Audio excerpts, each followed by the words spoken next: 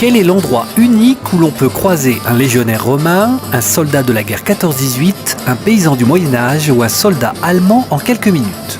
Eh bien, c'est à Marny-les-Compiègnes, plus exactement au parc des expositions du Tigre, pour la 12e édition de Fou d'Histoire. Tout va bien, nous sommes très heureux d'être ici même dans ce rassemblement Fou d'Histoire. Nous sommes tous un peu fous d'histoire. Une centaine de professionnels du spectacle historique, répartis en plusieurs catégories, sont venus présenter leur activité à un public extrêmement nombreux.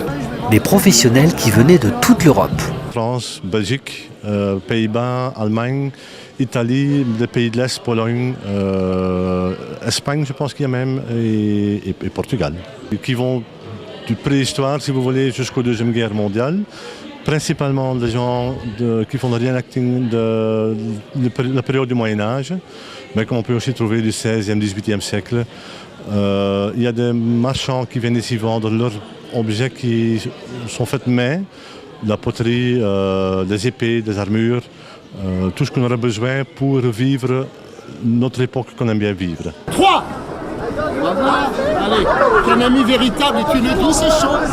Ce salon avait pour objectif de recevoir du public amoureux d'histoire, mais surtout était destiné à accueillir des professionnels du spectacle venus ici faire leur marché. Chaque année, avant d'aller à Pontoise, et maintenant on vient ici parce que pour nous c'est plus près parce qu'on vient de Belgique. Point de vue historique, je pense qu'on peut trouver tout ce qu'on veut et je crois que d'année en année ça s'améliore.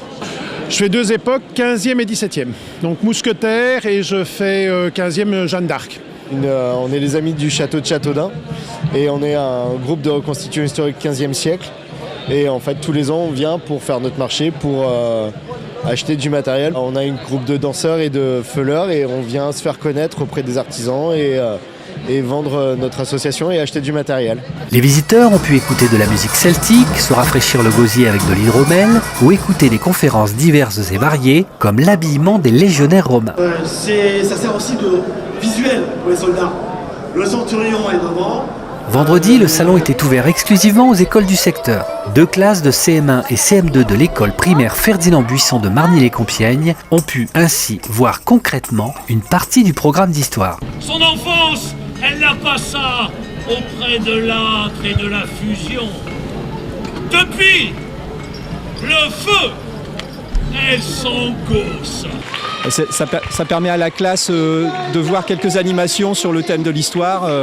Et donc on remercie aussi la mairie de Marny-les-Compiègnes de nous permettre d'accéder à ces animations.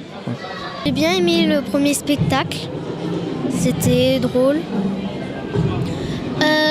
Moi, j'ai bien aimé quand la mémé elle nous a couru après, mais voilà.